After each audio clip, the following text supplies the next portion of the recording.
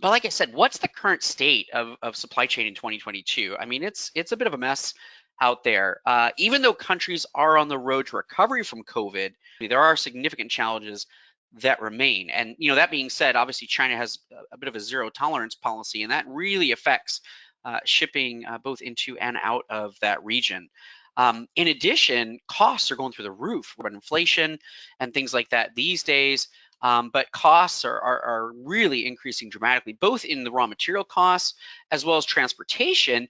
In addition, a lot of vendors, especially overseas, are requiring very long-term commitments and purchases as well as cash deposits on those goods.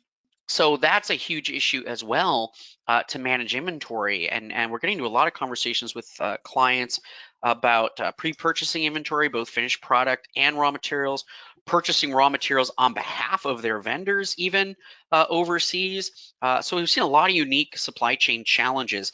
Definitely managing costs, et cetera, is a huge, huge challenge. And that's where, managing the stuff on Excel spreadsheets and manually just isn't viable anymore. There are still bottlenecks in the supply chain as far as delivery times, incredibly unreliable these days. And also, in the end, the successful companies will be able to balance their supply issues with being, quite frankly, ultra responsive. So, having visibility to these challenges, being able to respond to customers, notify customers of delays, make alternative plans, manage yeah, it's a bit of a challenge out there. So what we thought we'd do today is really talk about how Dynamics can solve these problems. So first off, let's talk about a few different ways that just even in the real world, you can help to mitigate these risks. Number one, diversifying your supplier base. So that requires a deep insight into product costs and trends and being able to make adjustments uh, as necessary. And like I said, with a lot of this stuff coming from overseas, it's very long term or long lead times as well. So that can be a challenge too. Optimizing inventory. Where can you go to look at one source of inventory? And we've seen a lot of customers come from different systems over to Dynamics 365 Business Central. They've got different locations set up to manage things. They've got unique ways of allocating inventory. They've got unique ways of buying and sort of workarounds and purchasing depending on the limitations of the system.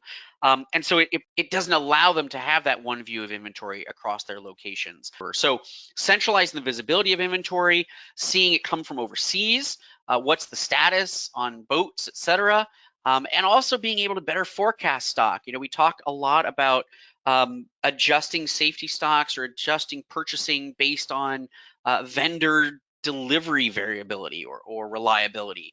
So a supplier can be great one day and then have issues the next, transportation problems, et cetera. So how do we forecast stock? How do we change our safety stock? How do we stay on top of these things to plan inventory while also obviously managing cash flow all along the way? A lot of the challenges that our clients are seeing as we come upon more and more things, we tend to either get creative or build them into apps, etc. So, if some of these resonated with you today, feel free to reach out to us. Happy to kind of walk you through what these solutions are or what other clients are doing to resolve some of these problems. Hopefully, this gives you a sense of what Dynamics can do. And like I said, please reach out to us if you have any questions.